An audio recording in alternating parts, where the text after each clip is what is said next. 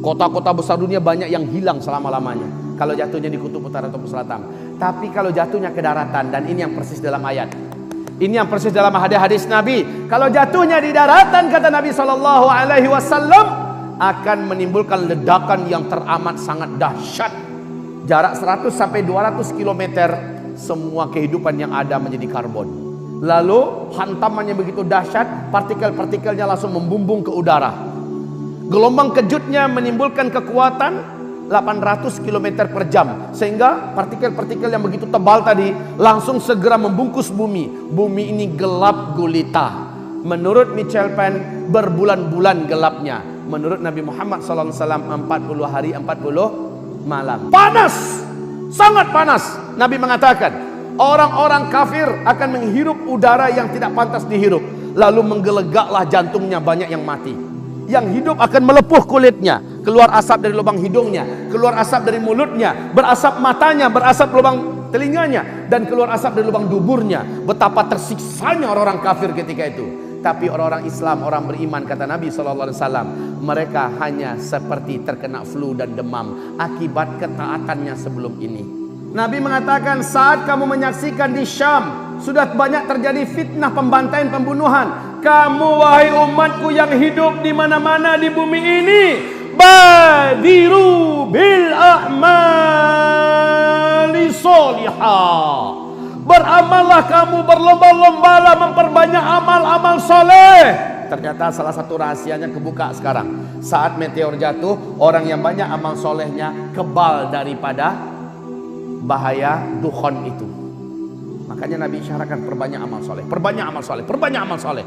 Termasuk orang-orang yang selamat dengan munculnya Dajjal adalah orang yang iman dan amal solehnya sebelumnya sudah dipush sebanyak-banyaknya. Jadi Pak, minta maaf ya, kita hidup sekarang ini bukan lagi untuk memperbanyak uang, Pak. Berlomba-lomba memperebutkan bangkai dunia yang akan hancur ini, bisa binasa semuanya. Tapi berlomba-lomba memperbanyak amal. Dimanapun berada, sholat 5 waktunya prioritaskan di masjid. Sholat qabliyahnya, sholat ba'diyahnya, rawatibnya, sholat sunat duhanya, tahajudnya. Pak, Rasul perintahkan badiru bil a'mal, perbanyaklah oleh kamu melakukan amalan-amalan soleh fitanan di masa-masa fitnah. Di hadis yang lain Nabi mengatakan wal fitan bisyam. Yang dimaksud dengan fitnah-fitnah itu adalah di Syam. Nah, saat fitnah di Syam membara, kamu yang ada di Indonesia, kamu yang ada di Afrika, kamu yang ada di Amerika, perbanyaklah amal soleh, berlomba-lomba perbanyak amal soleh. Terus terang saja, ini zaman dimana orang paling banyak megang jet-jet, megang handphone. Suami istri mau tidur, suami megang handphone, istri megang handphone, sampai ngorok dengan handphone. Al-Quran sudah lama ditinggalkan. Sambil nunggu mobil, sambil nunggu trans, ya, mobil trans, atau di dalam mobil juga sambil bergelantungan handphone. Al-Quran sudah lama ditinggalkan. Padahal Al-Quran termasuk penjaga yang paling sempurna ketika hari huru hara. Dari sekarang, Pak, dari sekarang kamu hamba Allah yang kami muliakan, setelah ini terjadi, nah, dilanjutkan oleh Michel Penn. Michel Penn melanjutkan bahwa ketika meteor ini menghantam bumi, meteor itu mengandung siderite. Apa yang disebut dengan siderite? Kandungan zat besi, Pak, yang padat. Saat dia menghantam atmosfer bumi kita, terjadi dentuman yang sangat besar, seluruh bumi bisa mendengarkan. Dentuman ini dan pergesekannya yang radikal dan keras untuk menembus atmosfer kita menyebabkan dia terbakar bagian luarnya. Serpihan-serpihan kecilnya inilah yang akan menjadi hujan meteor kecil-kecil itu. Kayak di film 2012, kayak di film Deep Impact dan sebagainya, kayak seperti di film Armageddon. Baik kaum muslimin, ini sebuah ilustrasi yang benar-benar sesuai dengan ayat dan hadis kaum muslimin. Kemudian kata beliau, siderite tadi, kandungan zat besi yang ada pada meteor ini akan menimbulkan medan magnet yang sangat kuat. Akibatnya semua besi-besi yang ada di bumi, semua benda-benda logam yang ada di bumi terinduksi. Lalu mesin mobil kita dari besi enggak? Satu komponen dengan komponen yang lain sudah terinduksi dan saling lengket, Pak. Di starter mobil udah nggak bisa jalan.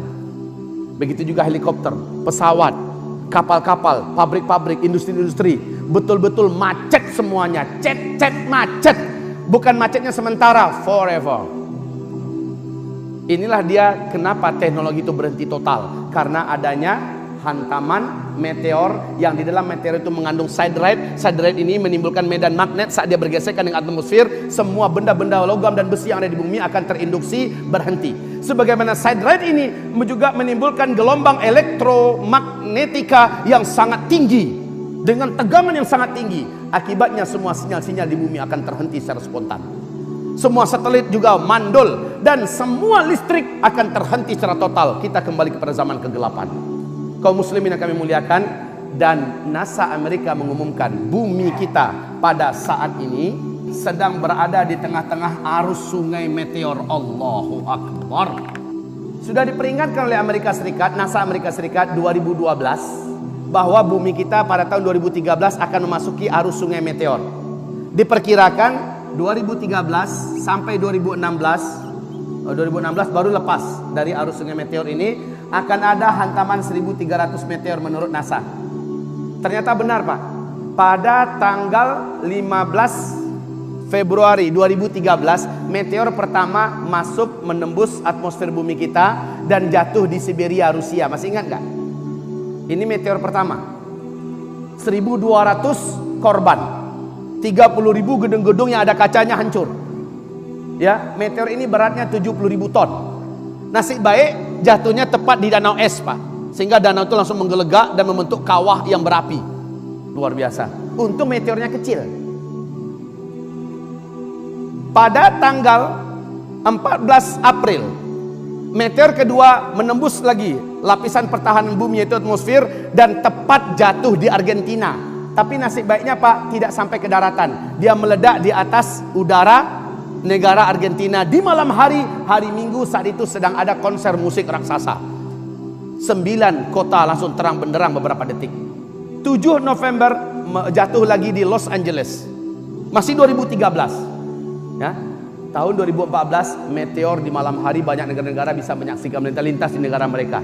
Bahkan Indonesia sering menyaksikan ya di malam hari ratusan ribu meteor melintas di atas negara kita, Pak.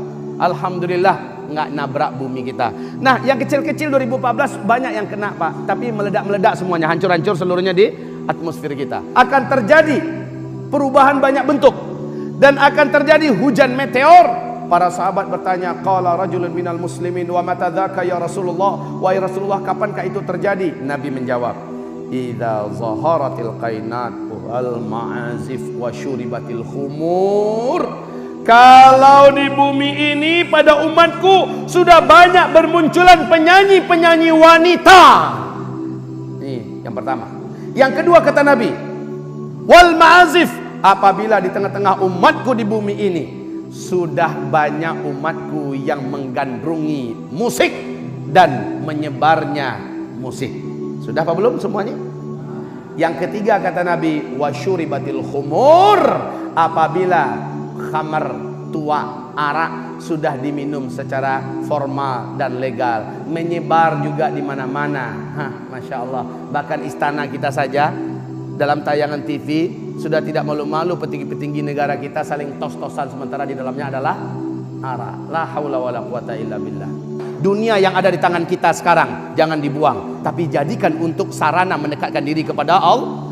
Bantu agama Allah ini sekuat-kuatnya, sebisa-bisanya, dan rekatkan hubungan hati dan persaudaraan sama Ahlus Sunnah wal Jamaah. Jangan mau pecah belah dan dihasut. Udah dekat, Pak, waktu kita. Jangan mau dipecah belah dan dihasut. Wahai umat Islam, bersatulah, bersatulah. Kita akan memasuki zaman yang paling berat di mana tidak ada gunanya perpecahan pada saat itu. Makin kita bersatu, makin kita kuat, insyaallah ta'ala. Demikian dari saya. Semoga hidup kita setelah ini lebih jujur, lebih amanah, lebih istiqomah, lebih bersemangat untuk beramal soleh, dan jangan abaikan dunia. Kata Nabi, kalaupun besok kiamat pasti terjadi. Hari ini masih ada satu butir kurma di tangan kamu, tanam hari ini. Padahal kurma baru dimanfaatkan 5 tahun ke depan, kan? Itu menandakan apa? Nabi tak suka kalau umatnya mendengarkan kiamat lalu hilang semangatnya. Justru yang terjadi adalah semangat terus, ngejos terus. Mari Bu, kita istighfar kepada Allah, Pak. Astagfirullah, astagfirullah, astagfirullah. Subhanakallahumma wa bihamdika asyhadu an la ilaha illa anta astaghfiruka wa atubu ilaik. Wabillahi taufiq wal hidayah. Wassalamu alaikum warahmatullahi wabarakatuh.